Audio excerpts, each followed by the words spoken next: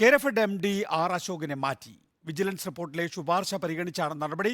കരാർ നീട്ടി നൽകണമെന്ന ആർ അശോകിന്റെ ആവശ്യം കൃഷിമന്ത്രി തള്ളി. കേരഫെഡിലെ CPI അംഗങ്ങളും ചെയർമാനും കരാർ നീട്ടണമെന്ന് ആവശ്യപ്പെട്ടിരുന്നു. അശോകിനെതിരായ വിജിലൻസ് റിപ്പോർട്ട് പുറത്തുകൊണ്ടുവന്നത് റിപ്പോർട്ടർ TV.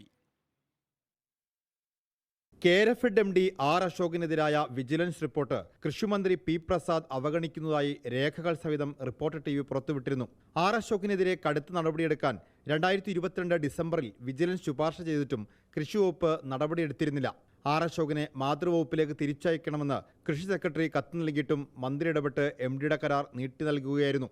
ഇതുമായി ബന്ധപ്പെട്ട നിർണായക രേഖകൾ റിപ്പോർട്ടർ TV പുറത്തുവിട്ടതോടെയാണ് ആർ അശോകിന് പുറത്തേക്ക് വഴി തെളിഞ്ഞത്. കരാർ നീട്ടി നൽകണമെന്ന് ആർ അശോക് ആവശ്യപ്പെട്ടിരുന്നു. മാത്രമല്ല, കേരഫെഡ് ബോർഡിലെ CPI അംഗങ്ങളും ചെയർമാനും ആർ അശോകിനു വേണ്ടി രംഗത്തെത്തി. പക്ഷേ കെൽപാം MD ആയിരിക്കെ ആർ അശോക് നടത്തിയ അഴിമതി സംബന്ധിച്ച് വിജിലൻസ് റിപ്പോർട്ട് പുറത്തുവന്നതോടെയാണ് മന്ത്രി ആർ അശോകിനെ കൈവിട്ടത്. റിപ്പോർട്ടർ, കോഴിക്കോട്.